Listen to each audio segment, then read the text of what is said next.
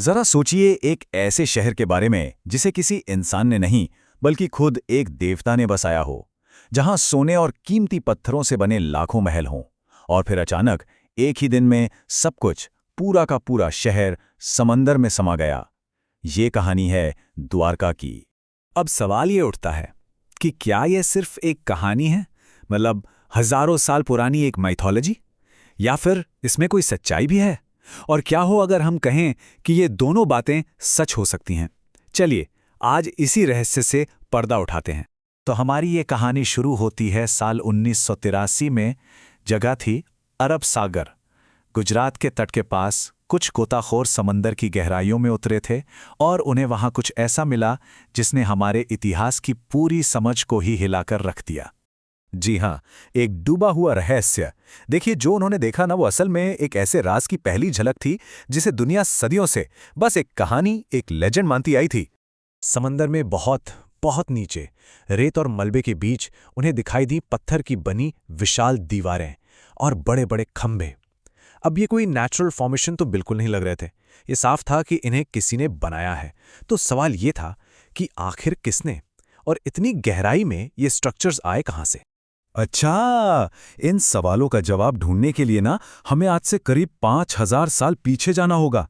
मतलब उस समय में जब इस महान नगरी का जिक्र हमारे प्राचीन ग्रंथों जैसे महाभारत में मिलता है। आपको पता है, इन ग्रंथों के मुताबिक द्वारका में कितने महल थे? 9 लाख से भी ज्यादा। सोचिए जरा, 9 लाख पैलेसेस। ये एक ऐसा नंबर है जो आज के बड़े बड़े मेट्रो सिटीज को भी छोटा महसूस करा दे। मतलब ये शहर हमारी सोच से कहीं आगे था। इसे बनाने के लिए समंदर से लगभग 150 स्क्वायर किलोमीटर की जमीन वापस ली गई थी। और इसे बनाया किसने था? खुद देवताओं के आर्किटेक्ट विश्वकर्मा ने। इसके चारों तरफ इतने भव्य गेट्स थे, इतने द्वार थे कि इसका नाम ही द्वारका पड़ गया। यहाँ के महल सोने, चांदी, कीमती पत्थरों से बने थे। और सुनिए, उस जमाने में भी यहाँ एक एडवांस्ड पोर्ट और इरिगेशन सिस्टम था। मतलब ये शहर पूरी तरह से सेल्फ सफिशिएंट था। लेकिन कहते हैं ना, हर अच्छी कहानी में एक ट्विस्ट होता है। जहां इतनी तरक्की हो, वहां विनाश भी कहीं ना कहीं इंतजार कर रहा होता है। द्वारका का ये जो गोल्डन पीरियड था, वो जल्द ही एक श्राप के अंधेरे में डूबने वाला था। इसकी शुरुआत हुई महाभारत युद्ध के ठीक बाद। अपने 100 बेटों के मौत से दुखी और गुस्से में भरी गांधारी ने श्री कृष्ण को श्राप दिया। उन्होंने कहा, जिस तरह मेरे कुल का नाश हुआ है, ठीक उसी तरह तुम्हारे यदुवंश का भी सर्वनाश होगा। और ये उस विनाश की बस शुरुआत थी। दूसरा श्राप आया अहंकार से। जब श्री कृष्ण के बेटे सांब ने कुछ ऋषियों का मजाक उड़ाया, उनका अपमान किया, तो उन्होंने भी एक श्राप दिया। उन्होंने कहा कि सांब एक ऐसे लोहे के मूसल को जन्म देगा जो उसके अपने ही कुल की बर्बादी की वजह बनेगा। और फिर देखिए, ये श्राप एक एक करके सच होने लगे। उस लोहे के मूसल को पीसकर पाउडर बनाया गया और समंदर में फेंक दिया गया। उस पाउडर को एक मछली ने खा लिया। फिर एक शिकारी जिसका नाम जरा था, उसने उस मछली को पकड़ा और उसके पेट से निकले धातु से एक तीर बनाया। कुछ ही समय बाद यदुवंशी नशे और घमंड में एक दूसरे से ही लड़ पड़े और सब मारे गए। और कहानी का अंत, उसी शिकारी जरा ने गलती से श्री कृष्ण को हिरण समझकर उसी श्रापित तीर से मार दिया। और जैसे ही श्री कृष्ण ने अपना शरीर त्यागा, समंदर आगे बढ़ा और पूरी की पूरी द्वारका नगरी को अपने अंदर समा लिया।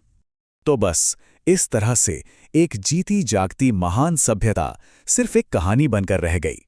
लेकिन कहते हैं ना, कहानियां कभी कभी सच को ढूंढने की वजह भी बन जाती हैं। और 20वीं सदी में कुछ लोग इस डूबे हुए सच को वापस सतह पर लाने के लिए निकल पड़े।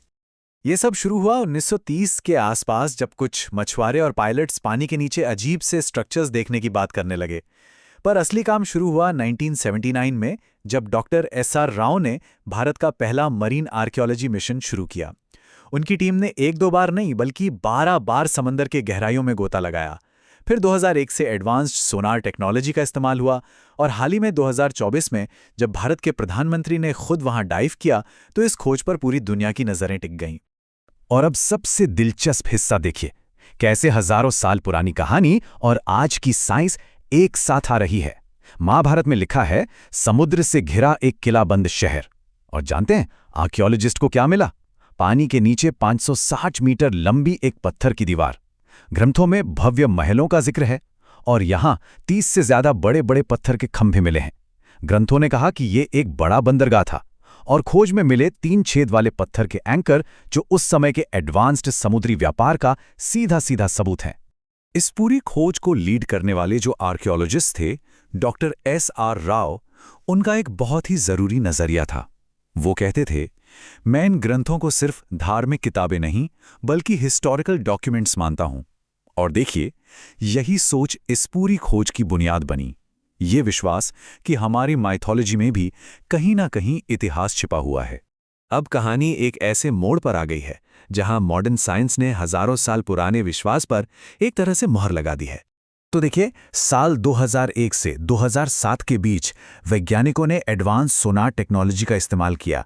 इससे उन्होंने समंदर के तल का मतलब सी फ्लोर का एक डिजिटल मैप तैयार किया और उस मैप ने जो दिखाया वो कमाल का था। लहरों के नीचे छिपे एक बहुत बड़े वेल प्लान्ड शहर का पूरा ब्लूप्रिंट सामने आ गया।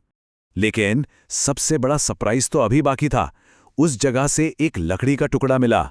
जब उसकी कार्बन डेटिंग की गई तो पता है वो कितना पुराना निकला? पूरे 9000 साल। जी हां, 9000 साल। ये तो हड़प्पा सभ्यता से भी कई हजार साल पुराना है। इस एक खोज ने भारत के इतिहास की पूरी टाइमलाइन को ही बदल कर रख दिया। अच्छा, तो सवाल फिर वही है कि आखिर इतना बड़ा शहर डूबा कैसे? इसके लिए विज्ञान के पास एक जवाब है।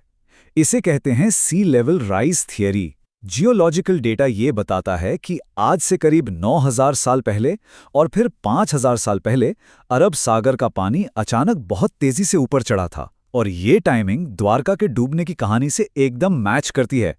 मतलब शहर के गायब होने के पीछे एक ठोस साइंटिफिक वजह भी है। तो मतलब हम देख सकते हैं कि कैसे साइंस के सबूत और हमारे ग्रंथों की बातें दोनों एक ही तरफ इशारा कर रहे हैं, और वो इशारा ये है कि द्वारका वाकई में एक असली एडवांस्ड सिविलाइजेशन थी जो समंदर में खो गई। ये कोई कोरी कल्पना नहीं बल्कि हमारा खोया हुआ इतिहास है। द्वारका की ये खोज हमें एक बहुत बड़ी बात सिखाती है कि शायद विश्वास और विज्ञान ये दो अलग अलग चीजें नहीं हैं। हो सकता है ये एक ही सच तक पहुंचने के दो अलग अलग रास्ते हों, और शायद कुछ कहानियां सच में कभी खत्म नहीं होती। वो तो बस समंदर की गहराइयों में सही वक्त का इंतजार करती हैं कि कोई आए और उन्हें फिर से जगाए।